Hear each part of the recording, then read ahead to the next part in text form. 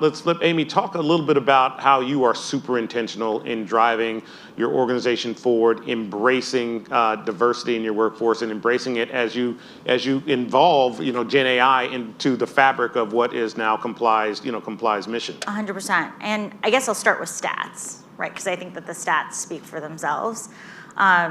We have women and people of color at every level of leadership. 50% of the senior leadership are women. 50% of the company are women. Those are the stats. 50% of the world are women. Huh. Oh my God. It look like that. Holy right. shit. How about that, right? And we're a financial services reg tech company. How does that happen? Well, it doesn't happen overnight, and it's not just a fluke. It happens because it's the fabric of the organization. But I think that there are a couple of things that we did intentionally. So one is that we have a value which is called respect for flexibility. We made a choice in the context of COVID. And let me tell you, I was not a work from home person back in the day.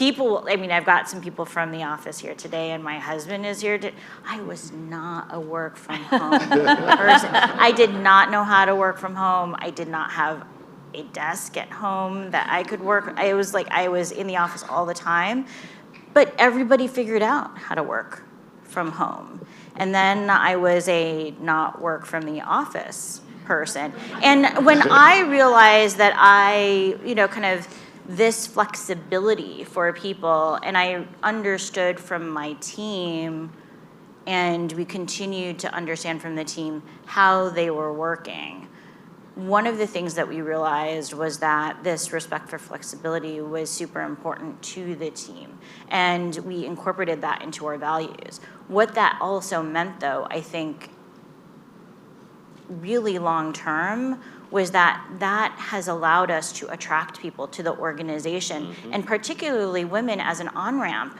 to the organization, because it was a signal that we could allow people to have a flexibility within their lives, that it might not be the same kind of financial services organization that they were afraid of, right? And we're not the same kind of organization, in spite of the fact that we are in reg tech, because there's a connotation, there's a fear of financial services, because you read that in the Wall Street Journal, you read that on Bloomberg. And so I think that has allowed us to hire people. That's number one. I don't know, I didn't do the survey of our employees, but the numbers speak for themselves. Number two, I did something that we learned from Vista. We created a HPEL program. For all of you who don't know what a HPEL program is, we'll tell you all about it. But basically, we created an on-ramp program through our customer support organization, which was, we will hire you. You don't need to know all the things about financial services. You don't need to know all the things about compliance, because guess what? Nobody knows all the things about compliance. We know already. So we're going to teach you. And by the way, we have on-ramped people from so many different parts of and backgrounds. People who have passed the CCAT, which is an assessment where basically you've got skills, you've got talent and knowledge, but people who have been teachers, people who've been park rangers, people from all walks of life who have been incredibly talented, but we'll give you the training if you have the drive, you have the motivation, you want to come on board, we'll help you come on board to the organization. And they've become incredibly successful. They've had long-term jobs with ComplySide, not just in customer support, by the way.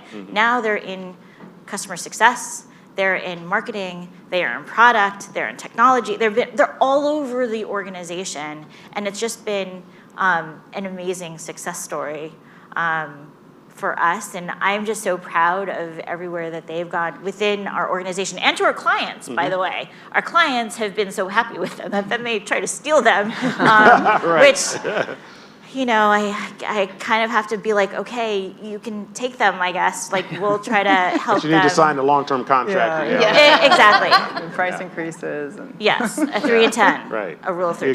You got it. Right. I think so. I mean, Amy just walked through a couple of, again, important aspects of being intentional about building culture in the organization that results in a high-performing organization that is also diverse, right? So I think we have to continue to evolve our thinking around how do you just build it from the ground up and ensure that we are intentional about what our outcomes are going to be, and typically the performance is what you're targeting, and ultimately you end up with a highly diverse organization.